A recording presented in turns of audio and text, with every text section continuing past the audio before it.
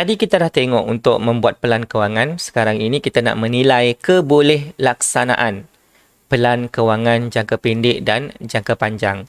Sebab bila awak dah plan kan, mesti awak try dulu. Try. Contoh awak try untuk jangka pendek. Setahun. Contoh awak rasa pelan kewangan yang awak buat itu tadi cun. Kalau cun, tak perlu buat ubah apa-apa. Kalau awak rasa macam nak makan pun susah, nak beli ini pun perlu berkira-kira, maksudnya tak ngam lah tu. So, perlu tukar sesuatu. So, sekarang ini kita nak tengok dulu macam mana nak menilai kebolehlaksanaan. Okay, so untuk menilai kebolehlaksanaan ini, awak tengok dekat contoh 282. Maklumat di bawah berkaitan dengan aras pendapatan dan perbelanjaan Encik Yusof untuk bulan Disember 2019. Encik Yusof bekerja sebagai ejen insurans manakala isterinya seorang suri rumah. Mereka mempunyai 3 orang anak yang masih belajar. Daripada ayat ini kita dah dapat satu maklumat. Ini adalah pelan kewangan untuk Disember. Lepas itu, kerja Encik Yusof ialah ejen insurans. Lepas itu, isterinya suri rumah dan ada 3 orang anak yang masih belajar. Itu maklumat daripada ayat ini tadi. So, kita tengok dekat sini. Ini adalah pelan kewangan Encik Yusof tadi. So, pendapatan dia RM5,000. Dekat sini dia tulis bersih selepas ditolak potongan wajib. Contoh potongan wajib adalah cukai. Okay? Cukai adalah wajib dibuat dan dipotong setiap bulan. Nanti tingkatan 5 awak akan belajar insurans dan cukai. Wajib dipotong. So ini bersih. Okay? Maksudnya selepas potong-potong semua benda itulah. Pendapatan pasif dia tak ada. Okay? Dia tak ada buat kerja sampingan. Dia tak ada saham, dia tak ada rumah sewa, maksudnya tak ada orang bayar sewa, so SIFA, so maksudnya dia memang total 500. Lepas itu kita tengok dekat sini dia tak buat simpanan, so itu dah maksudnya ada red light dekat sini. Mana saya punya ni? Okay, sekejap, saya letak dekat sini. Ini dah red light dia, tanda seru. Sebab apa? Sebab tadi kan kita dah tengok untuk pelan kewangan dia mesti tengok 2 benda. Yang pertama ialah simpanan dan yang kedua adalah perbelanjaan. Lepas itu tolak untuk dana kecemasan. At least dia ada dana kecemasan lah. At least dia ada dana kecemasan. Lepas itu sumber pendapatan dia 4,800. So dekat sini awak nampak tolak perbelanjaan tetap. Ini dahulu yang ditengok. So, ansuran pinjaman perumahan. Maksudnya, Encik Yusof ini sudah ada aset, iaitu ansuran perumahan, iaitu RM1,000 dan premium insurans. Dan ada insurans. Okey, baguslah. Ada insurans. Tolak RM1,500. Kemudian, perbelanjaan tidak tetap. Okey, tengok dekat sini, makanan dan minuman RM900. Kenapa RM900? Ada 5 orang dalam satu rumah. Sebab itu RM900. Pendidikan anak-anak RM600. Dan belanja petrol untuk pergi kerja. Logik lah. Bil telefon RM480.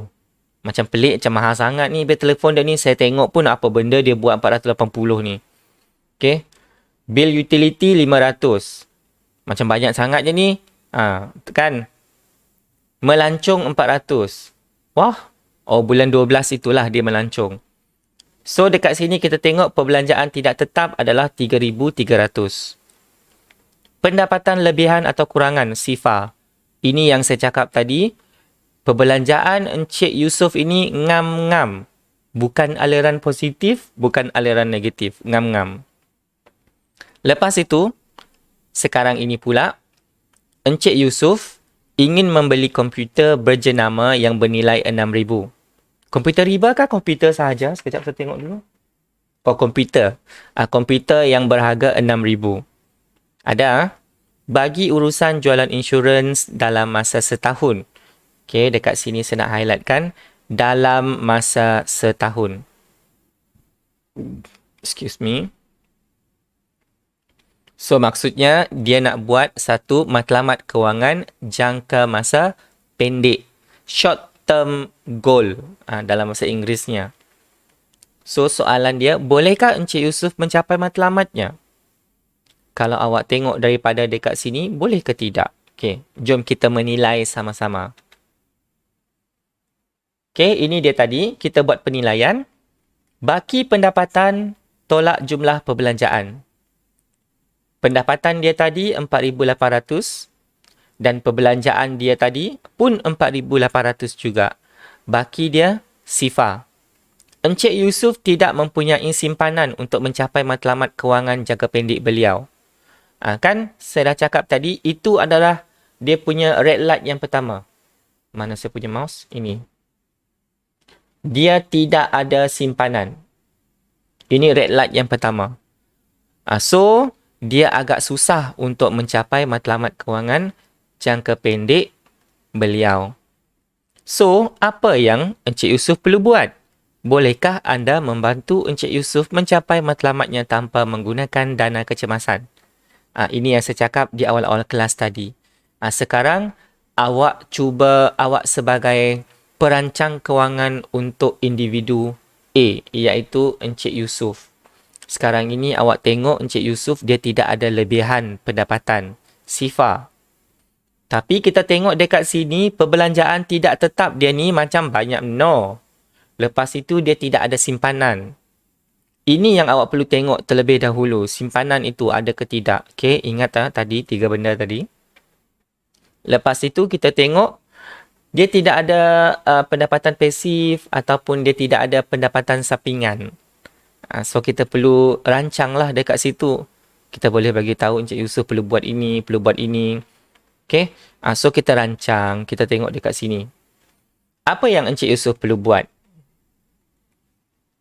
Yang pertama, adakah Encik Yusuf menguruskan kewangan dengan cekap? Itu kita perlu tengok daripada pelan kewangan dia tadi. Yang kedua, berapakah simpanan bulanan yang diperlukan? Sebab tadi untuk beli laptop itu, Encik Yusuf laptop pula. Untuk beli komputer itu, Encik Yusuf perlu RM6,000 dalam masa setahun. So, kita pun perlu juga tengok berapa simpanan yang diperlukan.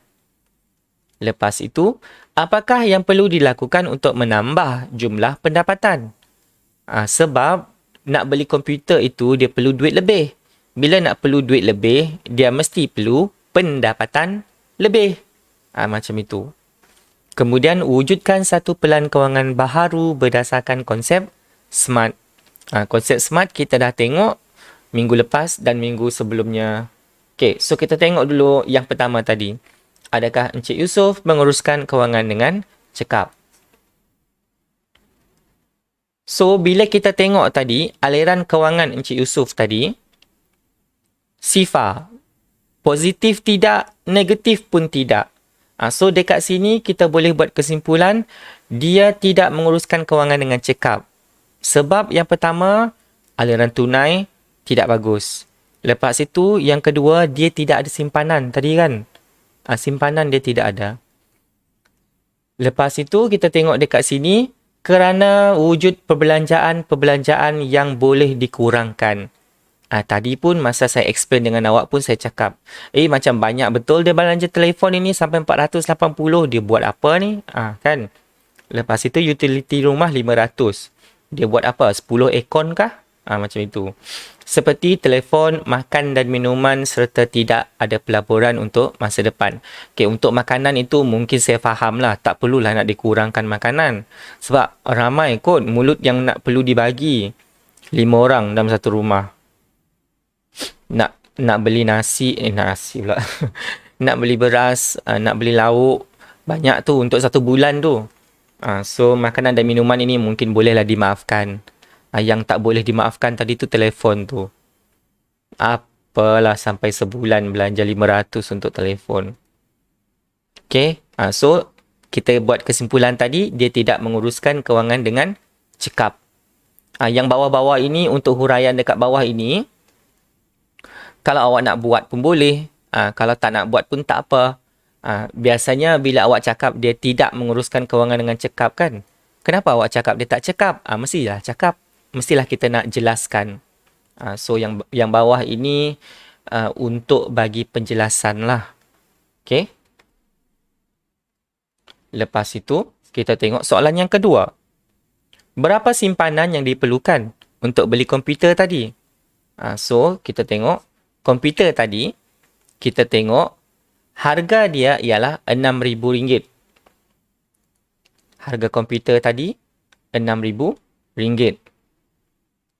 Kemudian, Encik Yusof nak beli dalam masa setahun. Setahun ada 12 bulan. So, kita tengoklah RM6,000 harga komputer bahagi dengan 12. So, dapatlah RM500 sebulan. So, kita perlu cakap dengan Encik Yusof, dia perlu simpan RM500 sebulan selama setahun. Barulah dia boleh mencapai matlamat kewangan jangka pendek ini. Kita jelaskan dia macam itu. So, barulah kita jelaskan apa yang Encik Yusof perlu buat untuk menambah jumlah pendapatan. Kenapa perlu tambah? Sebab Encik Yusof tidak ada baki. So, kita perlu bagi tahu macam itu. Di mana dia perlu potong perbelanjaan untuk dapat duit lebih supaya ada simpanan. Kan? So, kita perlu tengok dekat sini. Encik Yusof boleh menambah pendapatan dengan menjual lebih banyak produk insurans dan memperkenalkan ejen-ejen baharu. Okay, untuk ejen insurans ini, apa yang saya faham, dia ada gaji minimum. Gaji minimum. Lepas itu, daripada dia jual insurans, dia dapat komisen. Semakin banyak insurans yang dia dapat jual, semakin banyak komisen yang dia dapat. Sebab itu dekat sini dia kata menjual lebih banyak produk insurans. Dia ada gaji minimum dia. Gaji minimum dia ada juga. Maksudnya kalau dia tak dapat jual bulan ini, dia ada pendapatan minimum. Okay. Lepas itu, memperkenalkan ejen-ejen baharu. Kenapa dia nak kenalkan ejen-ejen baharu? Sebab dia dapat komisen kan. Okay. So dekat sini, bila dia kenalkan ejen-ejen baharu, semakin banyak ejen, semakin banyaklah jualan. Macam itu. Daripada itu, Encik Yusof boleh menambah pendapatan. Walaupun tak banyak, tambahlah juga. Okay? Dan yang terakhir, wujudkan satu pelan kewangan baharu berdasarkan konsep SMART. Apa benda SMART ini? SMART adalah S-M-A-R-T. Ini yang terakhir. So, SMART itu benda apa? S adalah spesifik. S, spesifik. Ataupun dalam bahasa Melayu dia, khusus. Jelas ke tidak awak punya pelan kewangan itu? Matlamat kewangan awak jelas ke tidak? Yes. Untuk Encik Yusof ini, jelas. Iaitu membeli komputer. Jelas. Komputer brand apa kita tak tahu. Yang penting dia kata berjenama. RM6,000 ni mahal ni. Mahal. Lepas tu M. M adalah measurable. Ataupun boleh diukur. Boleh ke tidak diukur? Yes, boleh diukur, iaitu RM6,000 harga komputer itu tadi. A, attainable. Boleh ke tidak dapat? Boleh. Sekiranya Encik Yusof menyimpan RM500 sebulan selama setahun. So, attainable. Boleh didapati. Kemudian R. R adalah realistic. Logik ke tidak? Real ke tidak? Okay. Realistic. Logik ke tidak? Dia nak beli komputer RM6,000 setahun. Ya, logik. Sekiranya wang simpanan yang diperlukan hanya 10% daripada jumlah pendapatannya. Betul ke tidak ni? Yes. Kan tadi Encik Yusof pendapatan dia RM5,000 kan? So, bila kita ambil 10% daripada RM5,000, so kita dapatlah dekat sini RM500. Maksudnya logik lah. Okay. Simpanan dia tidak terlalu besar. Sebab itu dia logik. Dan yang kelima ialah T, time bound. Maksudnya dia ada satu tempoh masa yang telah ditetapkan. Tempoh masa tadi yang ditetapkan adalah setahun. Untuk dapat 6,000. So, awak sebagai perancang kewangan, awak sudah merancang secara smart. Sebab itu kadang-kadang orang cakap, simpan duit smart sikit. Smart itu macam inilah dia. Mana saya punya mouse? Okay, smart itu inilah dia. Okay, S-M-A-R-T. S tadi, spesifik. Khusus. Jelas. M, measurable. Boleh diukur. Yes. A, attainable. Boleh dapat ke tidak? R, realistic. Logik ke tidak? Real ke tidak? Jangan angan-angan setahun nak beli kereta Ferrari. Wah, banyak duit, gaji baru 5,000 sebulan. Macam mana nak beli Ferrari setahun? Tak boleh, so tak real. T, time bound. Maksudnya dia ada satu tempoh masa yang telah ditetapkan fix. Iaitu setahun. Okay, so dekat sini awak sudah buat merancang kewangan untuk Encik Yusof secara smart. Okay, so perlu ke tidak awak buat pelan kewangan yang baharu? Perlu. Sebab kita dah suruh dia kerja, kita dah suruh dia potong, kita dah suruh dia simpan. Mestilah ada pelan kewangan baharu. Okay, so yang baharu dia adalah yang ini. Ini adalah yang baharu. Okay, pendapatan dia masih sama. Pendapatan dia masih sama 5,000. Masih sama. Lepas itu kita suruh dia simpan 500. Simpan. Kata nak beli komputer harga ribu-ribu tapi tak simpan. Macam mana tu? Marah dia sikit. So simpan. Duit kecemasan ni adalah duit kecemasan. So tinggallah 4,300 dekat sini. Okay, ini pendapatan dia sekarang ini. 4,300. Lepas itu tolak pembelanjaan tetap 1,500. So ada baki dia dekat sini dalam 2,800. Macam tu. So dekat sini, tadi kan kita nampak Encik Yusof ni dia belanja banyak sangat. Dekat sesuatu benda yang tak perlu. Dekat sini. Contoh petrol itu saya rasa dia boleh kurangkan. Macam mana nak kurangkan? Mungkin dia kongsi kereta. Kalau ada jiran dekat sebelah sama jalan, boleh kongsi kereta. Lepas ini yang asal dia tadi ya, ini adalah yang asal. Pembelanjaan asal dia. Lepas tu kita minta dia kurang lah. Lepas tu bil telefon 480. Buat apa bil telefon banyak sangat 480 ni? Boleh kurangkan. Kalau boleh kurangkan, kurangkan. Maksudnya dekat sini, kalau ada package kan, sekarang ada package. Package unlimited call, unlimited WhatsApp, unlimited Facebook, unlimited Instagram, unlimited YouTube. Semua benda itu ada. So kita cadangkan kat dia, ambil package yang itu. Okay, bila unlimited, ambil package yang itu. Tapi dia mahal sikit lah. Biasanya unlimited serba-serbi itu dia mahal sikit. Lepas itu, bill utility. Bill utility asal dia 500. So kurangkan 350. Macam mana nak kurangkan bill utility? Bill utility ini ialah bil air, bil elektrik, bil wifi. Bil wifi itu memang tak boleh kurang lah dan memang dah harga itu. Okay, itu dia dah termasuk dalam perbelanjaan tetap kalau bil wifi itu. Bil utility ni macam bil elektrik yang awak boleh kawal.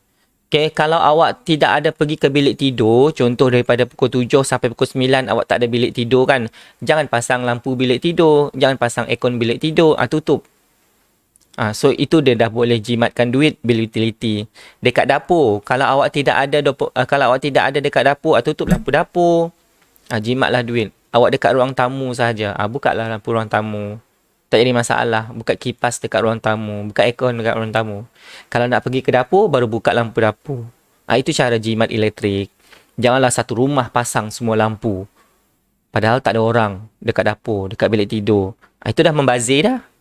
So, itu kita marah Encik Yusof. Buat macam tu. Okay. Lepas tu melancong 400. Dia nak simpan 400. Okay, merancung ini dia bukan keperluan. Melancong adalah satu kemahuan. Okay, melainkanlah kalau dia nak melancong ke overseas ke, 400 ni dia simpan setahun 4,000. Tak payahlah nak melancong ke overseas, cakap kat dia. Melancong dekat dalam Malaysia pun boleh dah. Nak pergi ke pulau, banyak pulau cantik-cantik kat Malaysia. Cakap dia macam tu lah. Nak melancong dekat mana? Pulau, dekat Sabah ada. Dekat Pahang ada. Dekat Johor ada. Langkawi ada. Cakap kat dia. So tak perlulah simpan 400 sebulan ni. Mungkin 200 lah. Boleh lah tu. Cakap kat dia pergi Port Dickson pun okey dah. Macam tu. Okay. So dia dah potong-potong. Bila kita kira potong-potong, dia boleh simpan dekat pelaburan saham. Nampak? Okay. Perbelanjaan yang kita rasa macam boleh kita kurangkan, kita kurangkan. Supaya kita ada duit simpanan, kita ada pelaburan. Okay? Sebab apa diajar sekarang? Sebab awak ini bakal menjadi ibu-ibu, bakal menjadi ayah-ayah. Kalau tidak diajar sekarang, nanti awak dapat duit, gaji awak 1,500. Menjadi suami yang terbaik. Ya, menjadi suami yang soleh. Wah, macam itu. Menjadi isteri yang solehah. Wah. Okay, soleh tu maksudnya baik lah. Macam yang Ellen cakap. Ini tadi diajar supaya awak nanti bersedia. Sebab awak akan jadi suami, awak akan menjadi isteri, awak akan menjadi ibu, awak akan menjadi ayah. Awak mesti tengok 5 tahun akan datang, 10 tahun akan datang. Semua benda itu perlukan kemahiran. Kalau boleh, biarlah semua selesa. Okay, tidaklah kaya, tidaklah secakap kaya, tapi selesa. Dapatlah hidup mengharungi kehidupan dengan selesa. Okay? Kalau nak kaya, buatlah bisnes. Itu sahaja cara nak jadi kaya. Kalau nak kerja kerajaan macam saya ni, dia tak kaya, tetapi selesa. Ini tadi lebihan. Saya dah explain. So, dekat sini, yeay! Tadi kakak ni dah suka. So, simpanan Encik Yusuf, 500 sebulan. Maka, bolehlah membantu Encik Yusuf mengumpul 6,000 pada hujung tahun 2020. Sebab ini kan tadi perbelanjaan dia untuk tahun 2019. So, pada hujung tahun 2020, dapatlah dia kumpul 6,000. So, dapatlah Encik Yusuf beli komputer itu tadi.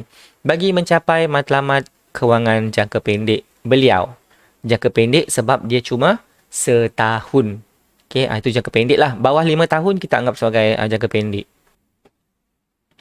Okay, so tadi kita dah tengok kita dah tolong Encik Yusuf untuk merancang pelan kewangan untuk dapat beli komputer. So, sekarang ini kita nak menilai kebolehlaksanaan pelan kewangan tadi. So, kita tengok untuk menilai kebolehlaksanaan pelan kewangan, kita ambil beberapa faktor.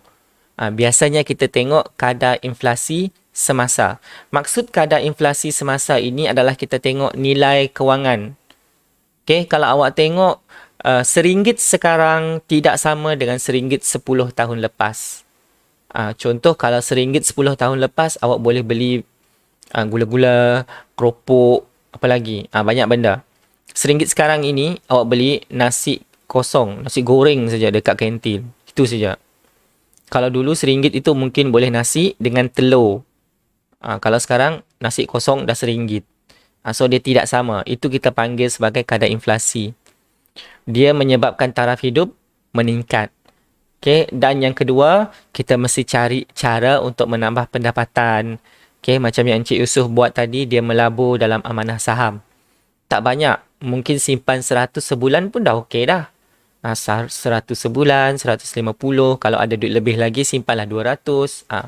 Okay? At least lah ada sikit. Okay?